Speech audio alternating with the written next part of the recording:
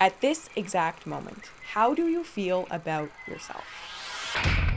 Like, when was the last time you felt really proud of something that you'd done? You pushed yourself. You went above your own expectations. You noticed how far you've come. You made progress on something that you were working really hard towards. And you just felt like, you know what? I'm proud of myself. I'm doing great. I feel good about who I am and where I'm going. Well, if you don't have an answer like that, if you've been feeling a lot more shame than pride these days, either because you're not doing the right things to make yourself proud, or you're just one of those people who's so hard on themselves that they don't notice when they should be proud, well then, according to the science of pride and Dr. Jessica Tracy, the author of this book, Pride, the Secret of Success, and one of the leading researchers into pride, if you're not feeling pride on a regular basis, then you're destroying an incredible source of drive and motivation and fulfillment. You're missing out on something that has the power to help you become your best possible self, to increase your confidence, your self-control, your ability to persevere in the face of setbacks. You've heard of the power of small wins? Well, pride takes us to the next level. If we're not feeling pride, we're missing out on this whole self-fulfilling cycle where one behavior that makes us proud results in another behavior that makes us proud, results in another behavior that makes us proud, where you're just stacking wins, feeling amazing and fulfilled and confident in the process. And as someone who struggles with feeling proud of myself, learning about this idea has been a game changer for me, and I'm super excited to share it with you too. In today's video, I'm going to teach you what pride actually is, why it's so important to start feeling it right now, how to use pride to motivate yourself,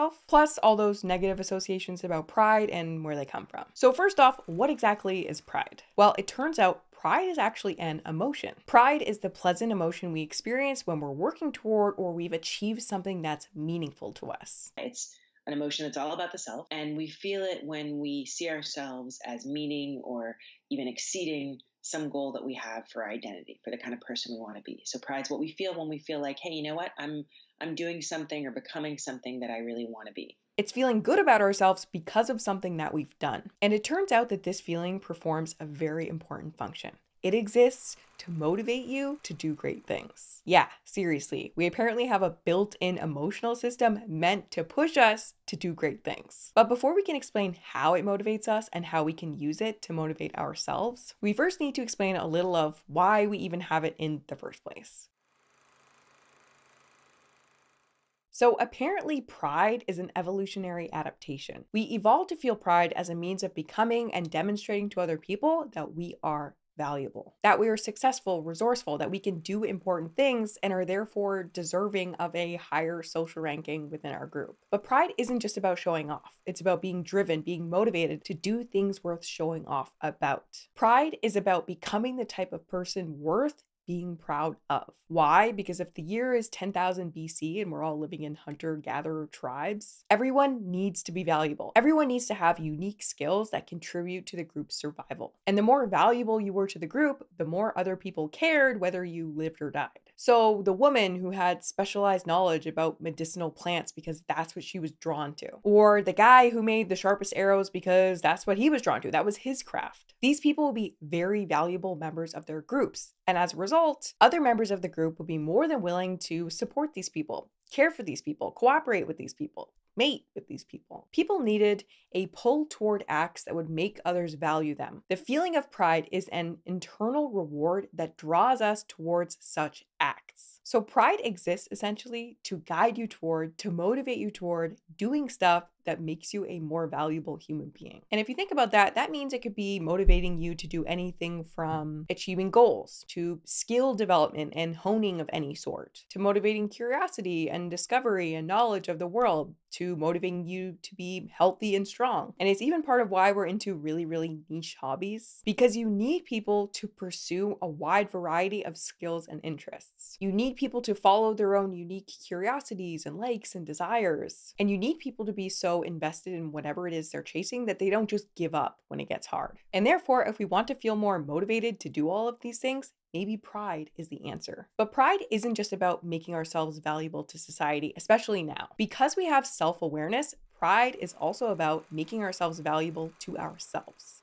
Part of the motivational power of pride is that we have selves we want to feel good about. We have identities and we're motivated to make the most of them. So pride is heavily interested by you, your own interests and values. It's the sense of confidence, the genuine feelings of self-worth, accomplishment. Pride is that pleasant, fulfilling feeling we experience when we know we're putting in the effort that we need to achieve something we care about. And this kind of makes it sound like pride is all about goals and winning. And that's a big part of what it helps us do, but it's also more than that too. You know the movie Forgetting Sarah Marshall, where Peter is dissatisfied with his life because, among other things, he's working a job that makes him great money, but is kind of soul-sucking and corporate. And what he really wants to do is make his Dracula musical. And he makes it and he's living out his dreams and he's all fulfilled and happy. And that whole situation is also related to pride, because pride is also about working on projects that feel very us, making progress and achieving and creating things in areas that only we find meaningful. So that might mean motivating you to pursue a Dracula musical, or knowing every fact on earth about cars, or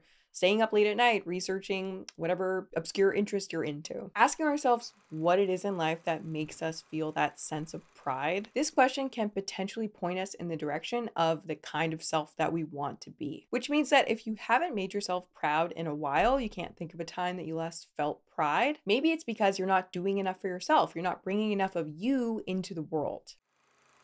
So humans evolved to feel pride to pull us toward behaviors that would make us better people, to make us more skilled, more knowledgeable, more creative, more important, to literally seek out opportunities for us to become better. So what this means for us is, if we want to become our best possible selves, we need to know how to make ourselves proud. If we want to feel motivated, if we want to feel really driven to be good at something, to learn a new skill, to get fit, to crush our goals, we need to learn how to make ourselves proud. So here's apparently how it works in your brain according to this study. When your brain suspects a behavior, a project, a task could possibly bring you pride or make you feel good about yourself, it makes you interested in doing that thing. It makes you want to take action. Then the next thing that happens is, once you take action and you actually do feel pride, that pleasant feeling you experience when you make yourself proud works as an internal reward. In other words, you get a dopamine hit. And here's why that's motivational. When any behavior is rewarded, that behavior becomes more likely to happen again. Once you experience a reward for a behavior, your brain will motivate you to do that behavior again. Example, you feel proud that you cleaned the bathroom after putting it off for a while, and then you find yourself vacuuming a short while later. You felt good about cleaning up and being a tidy person, so your brain was like, I'd like to feel that again. Let me clean another thing. But there's more. On top of this, because pride is a reward you're experiencing toward yourself, pride is a good feeling about you, who you are, and what you've done. That means that by experiencing pride, you're increasing the likelihood of all self-oriented positive behavior. In other words, doing one thing that makes you feel proud increases your chance of doing anything that makes you feel proud. So you do one thing that makes you feel good about yourself, and then you want to do another one, and then another one, and then another one. And then suddenly you're riding this high of crushing your goals, making progress, making good choices. You're potentially suddenly striving in all ways to make your life better. Example, you feel proud because you got up really early on a Saturday morning when you normally sleep in late. Now you have a little extra time, so you think, you know what? I'm going to meditate. You meditate, it goes well. And so you're like, I'm going to go to the gym today. And while you're there, you really push yourself. You have an amazing workout. You leave the gym feeling like $1,000,000. When you get home, you make a really healthy breakfast and decide to eat it while reading a book instead of scrolling on your phone. That's literally how it works. Feeling good about yourself leads to more behaviors that make you feel good about yourself. So whatever the opposite of a vicious circle is, it's that. According to the motivational hypothesis of pride, when feeling proud about a recognized accomplishment, an individual will feel incentive to pursue further action in that domain. The positive feeling of our global self reinforces us to repeat the behaviors which lead us to feel proud and motivates us to pursue higher achievements. In other words, if you want to feel motivated to do the thing, to do all the things, you're gonna have to feel good about yourself. Studies have shown that when we habitually experience pride, we're more likely to work hard to pursue an ability or interest, to achieve our goals, to persevere in the face of difficulty, to have more self-control and resist temptation, to feel more confident and even fulfilled in life. Which kind of begs the question, what happens if you never feel proud of yourself?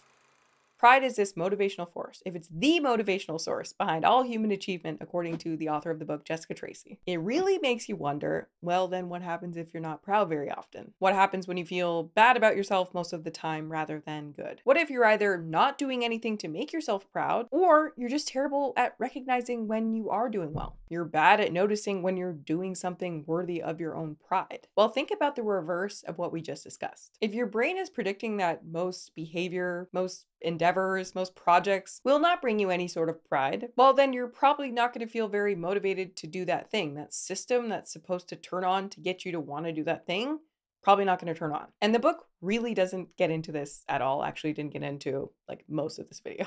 So it's kind of all my conjecture, but logically, if you're the type of person who doesn't feel good about themselves very often, if you're excessively hard on yourself, if you never pat yourself on the back for the progress that you do make, if you're skewed toward feeling shame rather than pride, then according to this pride theory, you'd feel not only less motivated, but less fulfilled in life. You'd have less drive to pursue activities that felt meaningful. Hard work would feel harder. You'd be more likely to fall off track with your goals. You may even go through periods of time where you feel completely demotivated. In other words, if we are not already, we need to get comfortable with feeling good about ourselves. We need to get better at patting ourselves on the back when we do something well. I found out about this pride idea months ago, and just learning about it like really clicked for me that I was gonna need to get way nicer to myself immediately. And I hope if you're hard on yourself like I am, you are feeling the same way right about now. Because refusing to feel good about yourself and what you're doing is, according to this whole theory of pride, preventing you from reaching your full potential. So we all have to knock it the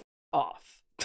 It's as simple as choosing to feel good about ourselves when we've objectively done something to deserve it, which means that letting yourself feel good about the things that you do, even if right now you feel like you're not doing enough, is essential to moving forward. And if you think to yourself, I have nothing to be proud of right now, I'm not doing anything to be proud of, maybe that's a signal that you're not consistently doing enough for yourself. Because remember, feeling pride is just about doing something that feels meaningful to you. It's just about making gains in an area that you think is important. So it can be related to skills you have, creative interests you have, curiosities you have, values you have. It's about taking on little projects and goals and investing time into areas that make you feel like yourself. And the focus should be on behavior. It should be on what you're doing. It's not on you. So even if you have like a problem with yourself, it's about what you do. So that means you can literally immediately do something differently to feel proud of and claim that pride. So that means if you're really into music, picking up your guitar and trying to learn a song and doing a really good job on it, that counts. If you value your health, there's a million things you can do right now to feel proud of yourself. If you value your relationships, putting effort toward nurturing them, that counts. With work and life being so hectic, it's so easy to spend all of our free time on our phones and watching Netflix. But if we're not feeling the way we want to, then perhaps the answer is just to dedicate time each day to investing in ourselves in some way. So how exactly do we feel proud of ourselves to start enjoying these benefits?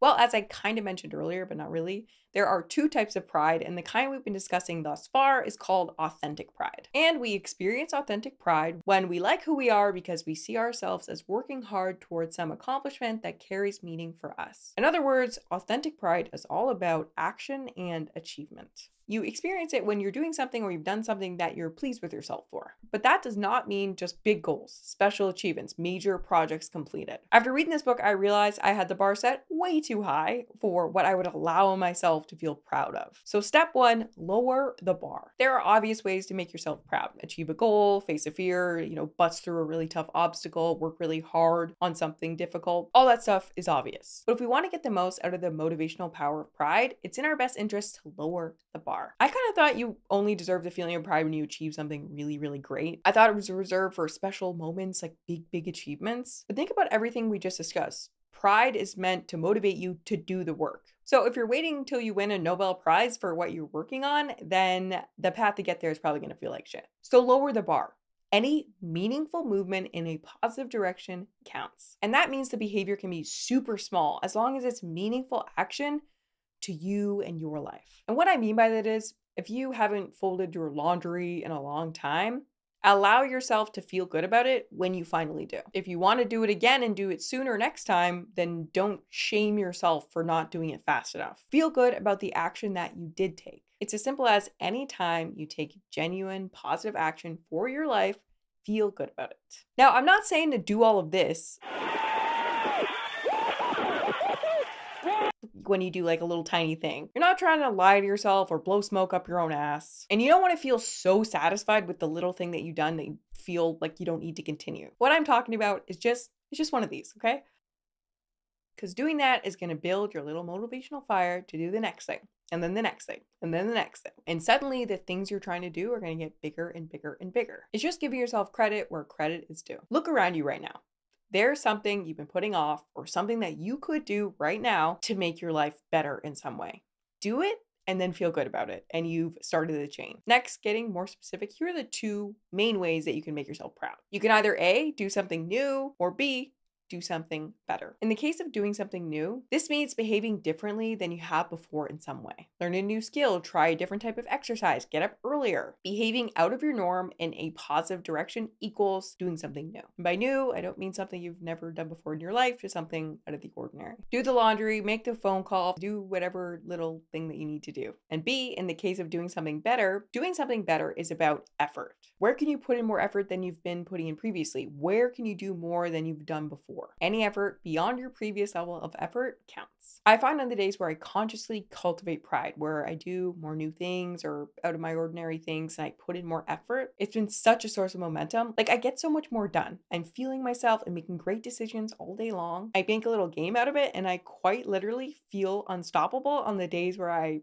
don't know how to say this other than this dorky way, but where I like ride the pride train all the way to the end. Number 3, health. Weird point, but I feel like it deserves its own heading because I feel like health is the easiest area to feel proud in for probably every single person listening to this video, because there are just so many possible behaviors you can do on any given day to make yourself feel good about yourself. And it pays double dividends because you're also making yourself healthier. Get more steps than yesterday, drink tons of water, pack a healthy lunch, try a new exercise, go for a long walk, put more effort into every rep, go see the sunrise, see the sunset, do a cold plunge, do cardio, cook a really healthy meal, stretch, meditate. The list is literally endless. Health just lends itself so well to cultivating pride because there's just so many things you can do. There's always more to do and there's always something you can do better. So, great source of pride. Number 4, important one. Notice what you're already doing well. Next step is not about doing more, it's just about noticing and allowing yourself to feel proud of what you're already doing. There's probably a lot of people watching this who deserve to feel proud of things that they're already doing every single day. Maybe that's just because we don't pay enough attention to what we're doing, or maybe we have low self-esteem and we're excessively hard on ourselves.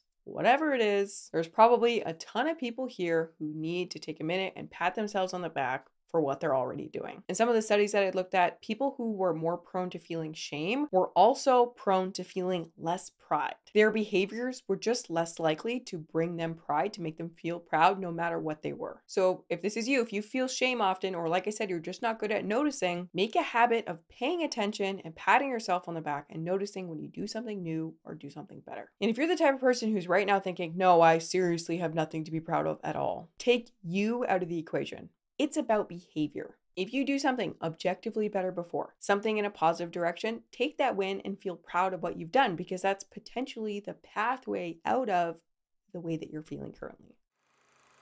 Now, I have to mention with all of this, we can obviously take things a little too far with pride too. So far, we've kind of discussed pride as if it's some sort of like wonder drug. But pride has a lot of negative associations for good reason. People with too much pride can be arrogant, egotistical, struggle to admit their mistakes. They can be rude to others due to their perceived superiority, and on and on. But according to this book, this is a completely different type of pride altogether called hubristic pride. Whereas authentic pride was feeling good about yourself because of something that you've done, because of your behavior. Hubristic pride is feeling good about yourself just because you think that you're inherently superior to others. It's just kind of like getting high on your own supply type thing. It's like associated with narcissism. And again, the key difference is that authentic pride is about what you've done. It's about your behavior. So as long as the pride that you're feeling is based in the work and the effort that you're doing, and you don't let it get to the point that you think that you're like better than everyone, then I think you should be good. Anyway, I hope you guys enjoyed this video. I found this topic so freaking interesting and so life-changing. If you find value in this idea, please leave me a comment about how you end up using it, because I've been using it and it's been a freaking game changer for me as someone who really struggles with being proud, I guess. And if you like this video, you're gonna love this video. Anyway, thank you guys so much for watching, and I will see you in the next one.